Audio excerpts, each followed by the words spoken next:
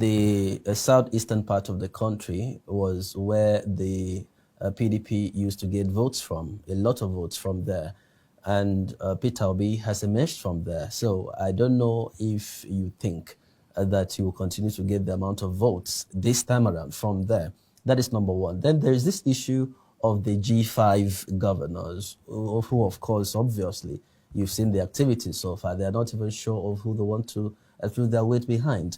And in the north, other very credible presidential candidates have emerged, so which means that votes are going to be split and all of that. With all of these put together, what is the chances of Atiku Abubakar? It will interest you to know that this election will be very, very combative because of the things that you have listed. But suffice to say that Atiku Abubakar, his personality, his credibility, his antecedents and track records has already given him edge amongst all the other contestants. For instance, he doesn't go about making noise. His blueprint is simple. I want to reunite Nigeria. I want to restore the true sense of governance, of democracy in Nigeria. I want to reunite this country.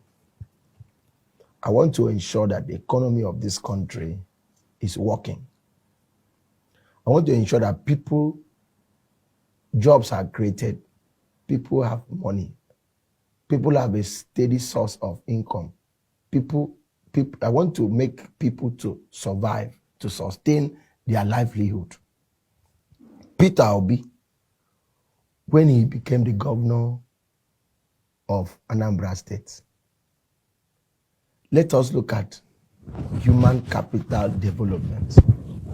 Aside the rhetorics that he peddled around, how many people were lifted out from poverty? Let us look at the indices there. Do you have the statistics? The current trend is, you can see it.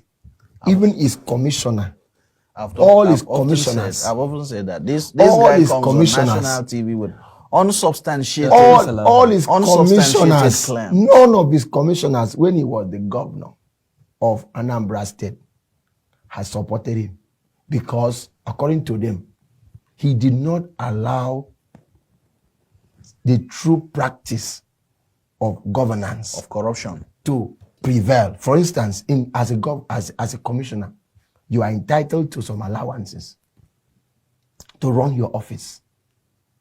But Peter Obi never approved allowances to their offices. Is it not because he used that as a strategy to cut down cost of governance? Not as a strategy. Which has also already been the problem. Go to everywhere. Go to America, US, UK, all over the world. Governance is run with resources, not with a strategy. It's resources. Use resources to run government. Resources that are not properly channeled? They should be properly channeled. Like, for instance, there's a standard, there's a statutory, there's what we call statutory funding, statutory money. Like what we used to get from the federal government. We have allocation. These are statutory source of money, funds to the states. Like in all the ministries, we have statutory funds that they should get to run their ministry. The cost of running their ministries. They should buy paper.